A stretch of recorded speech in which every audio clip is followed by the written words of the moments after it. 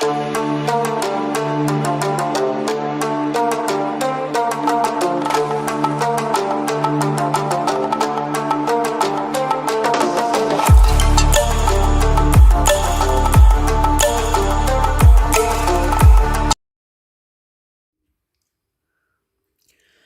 are the problems faced by job seekers during current times? Jobs are very hard to come by because of COVID. Many a time, candidates miss out on job opportunities because they didn't have a better degree or had a poor network. You want to apply for a job in top startups, but your resume keeps getting rejected. Now, you can get a job based on your skills and talent. You need not depend upon any degree or other people in your network.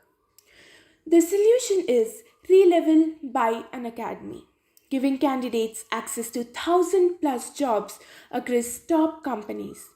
Now, you can register for the Relevel test in just 5 easy steps. First, sign up on relevel.com. Then, select the test of your choice. It is Business Development Test, Front End Development Test, or Back End Development Test. Then, book a slot when you want to give the Relevel test. Create a neat video resume and submit it within 24 hours after selecting the slot to confirm the slot. Click Submit and confirm your slots for the test. Once you qualify in the Relevel test based on the score, you get to create your amazing Relevel profile, which will then be shared to companies for further process. Sit back and relax. Companies will reach out to you based on your profile. The better your Relevel score, the more companies will reach out to you. And the best part about it is that if you are someone who has not heard about Relevel, here are few benefits to participate in Relevel tests. Over 50 plus companies, including top startups and unicorns like Red, Upgrad, Razorpay, Urban Company, and many more, are hiring through Relevel. 1,000 plus job positions across business development, front end development, and back end development are available. The tests are completely online and can be taken from the comfort of your home. The best part is that you can take this test for free, finish your test in a single day of your choice, and get your E-level score within 24 hours.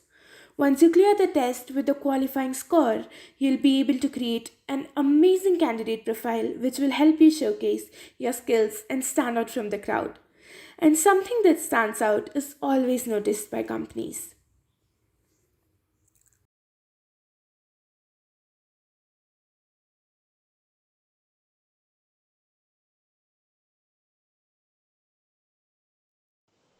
Hello there, I am Titirsha. I am currently pursuing my BTech in Electrical and Electronic Engineering from VIT Chennai. I am in my final year currently. I am placed in Schneider Electric. My role is of a graduate trainee engineer and the CTC is of 6.5 LP. I was an active member of Team Saksham International. It is a student funded ATV team which participates in national as well as international ATV competitions.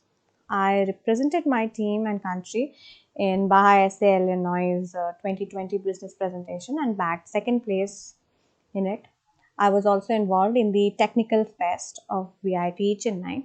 I have completed my internship in one of the startups, which is very new, VSolve, and Western Coalfield Limited for my summer internship.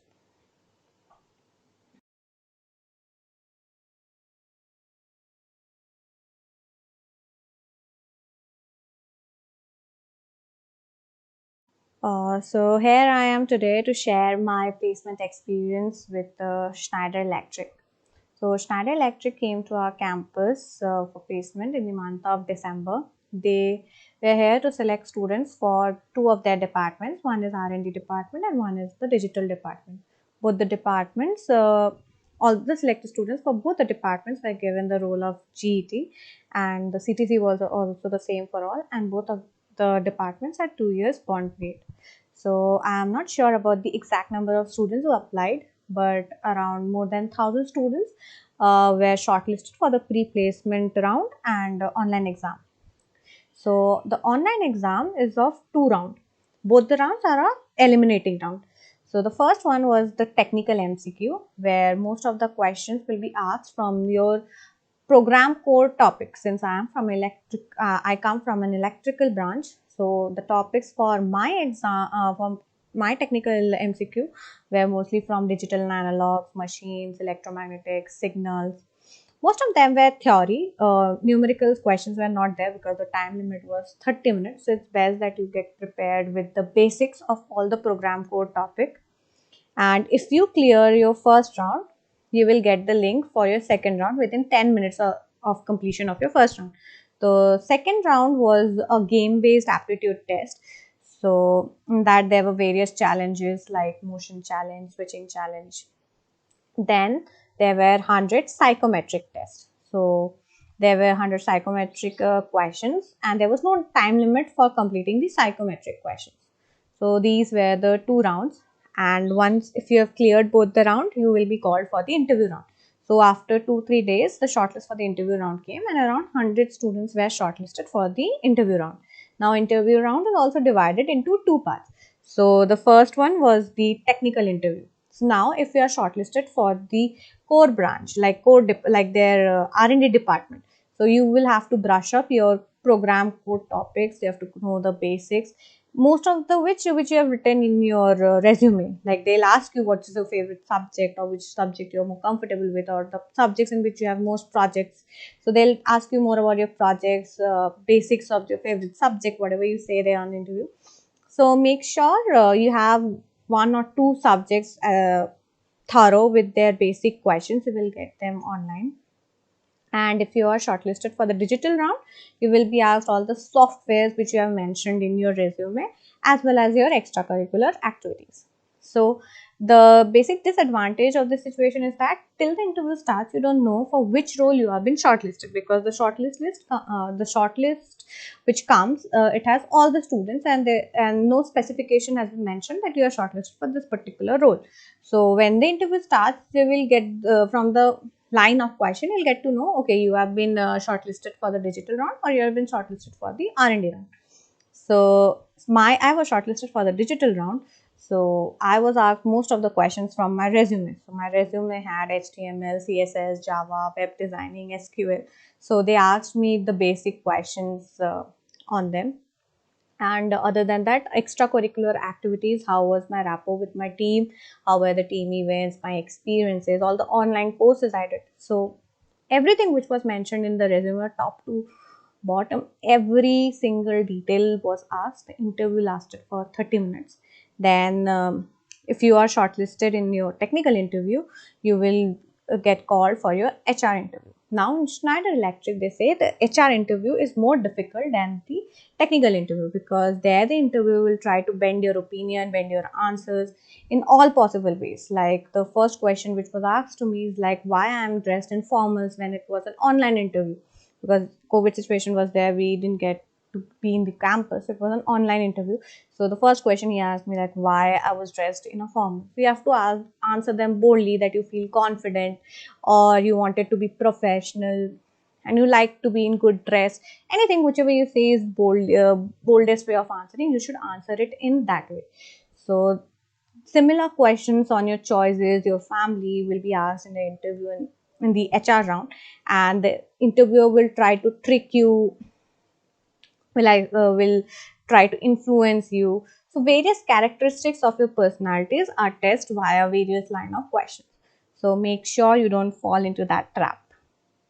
Then once the HR round is over, after one day, over 1-2 days, the final list comes out.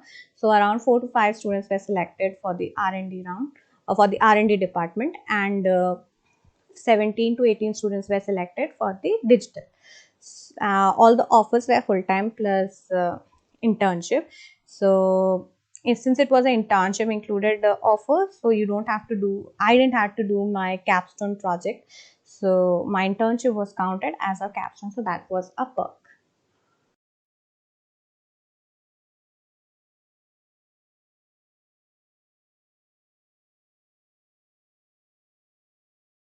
My strategies for the event, my strategy for my placement was that I chose two subjects which I was very strong about, like signals and machines. I took these two topics and prepared all the interview questions available online.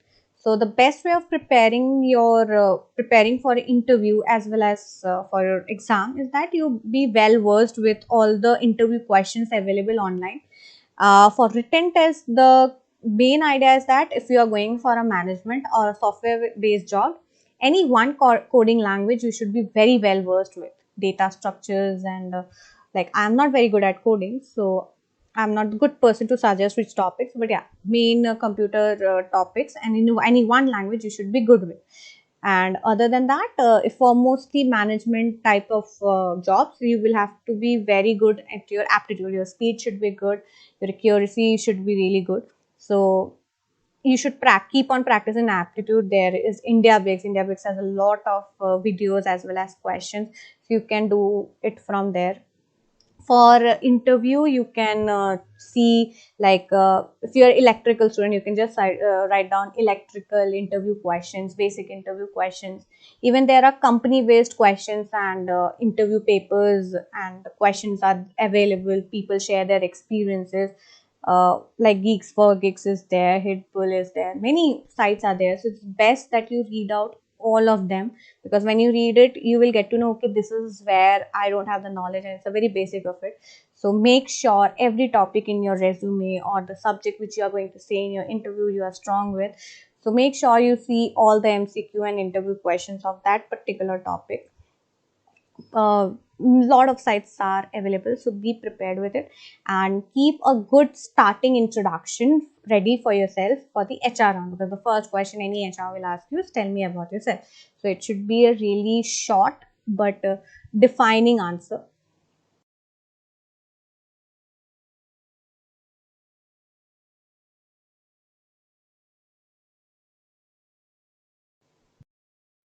Yes, I think technical as well as non-technical clubs help a lot when you are in an interview, especially not even not in the online exam, they won't be very useful, but for the interview, they are very important, because if you don't have a lot of extracurricular experience or you don't have a work experience with any team or group of people, the problem will be that you don't have lot of topic to start a conversation with the HR or the interviewer, because the interviewer will really want to know like what's your personality is, and the best way to tell about your personality and make the other person realize is to share your experience with various teams and groups.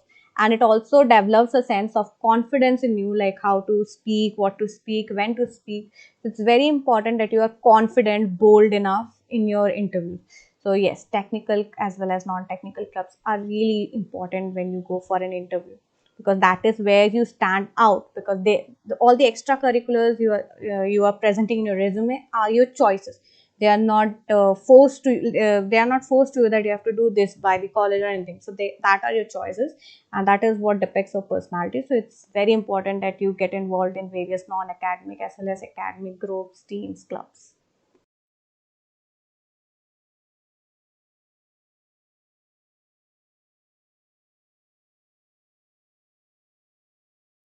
Uh, for building a good resume, what I was suggested by one webinar the college attended. So from there, I learned is that choose a simple resume. Don't choose the very complex ones, because they are not easily read by resume sorting softwares, which many companies use to sort thousands and thousands of resumes.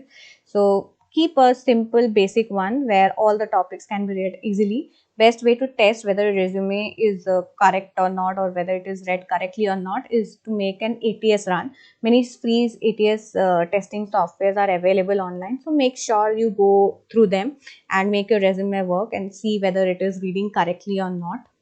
And don't fake anything in your resume, because they'll ask everything about you whatever you have written in your resume. So don't fake anything there, and keep a balance of academic as well as non-academic skills. Keep all the certificates which you have mentioned ready in hand in case they ask you to show them up. So I think that will be all, and your resume should say what kind of job role you are looking up for.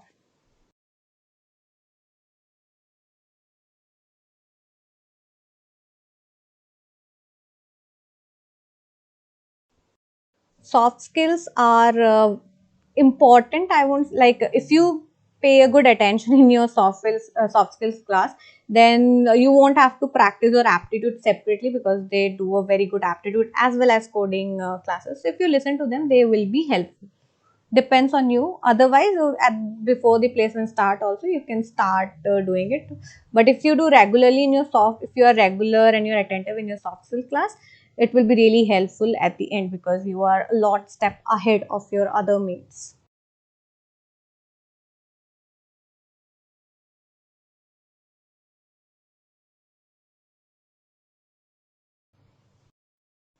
Overall placement ratio in VIT is really good. Like, most of the people will get placed. The regular companies, you will definitely get placed.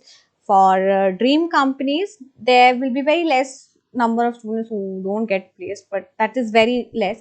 So overall, VIT has a really good placement cell, and if you are willing to get a job and you are continuously studying for it, you will get placed. But the only crux of getting a job at the end of the day is that you don't lose hope.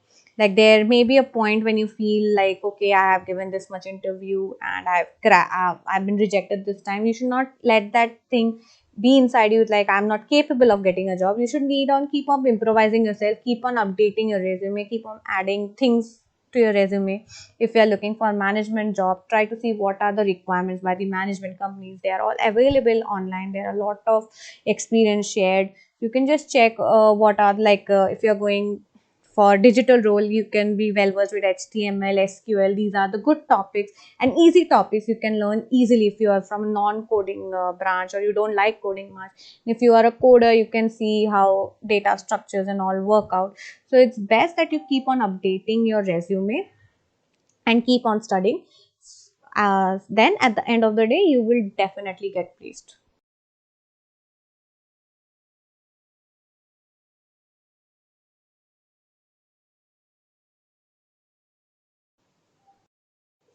CGPs, I won't say they don't affect your placement. They do affect your placement, but not very much. Like, your CGP is not the code. CGP is just required to uh, get you a seat in the online exam. So it's best to keep your CGP 8 or above 8. If it's 9, so you 9 or above, you will get to sit in all most of the online exams. But if it's 8 and above, most companies, like, if there are 100 companies in the campus, so 90-95% of companies will allow you to sit for their online exams. It's best to keep it above 8.